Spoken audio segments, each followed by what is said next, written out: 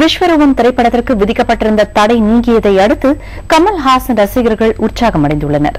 தீர்ப்பு வெளியானதை அடுத்து புதுக்கோட்டையில் விஸ்வரூபம் திரைப்படம் வெளியாக உள்ள திரையரங்கு முன்பாகவும் நகரின் முக்கிய சந்திப்புகளிலும் அவரது ரசிகர்கள் பட்டாசு வெடித்து கொண்டாடினர்.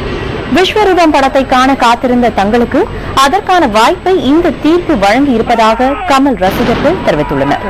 மிகுந்த பொருட்செலவிலும் கடின உழைப்பிலும் விஸ்வரூபம் படத்தை கமல்ஹாசன் உருவாக்கி இருப்பதாகவும் அவரது முயற்சிக்கு தற்போது வெற்றி கிடைத்திருப்பதாகவும் கமல் ரசிகர்கள் கூறியுள்ளனர்.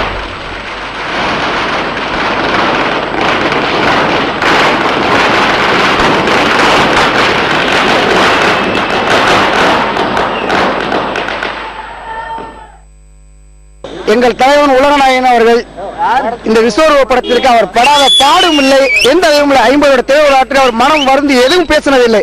இந்த வருடம் இப்போது பேசிக் கொண்டிருக்கிறார்.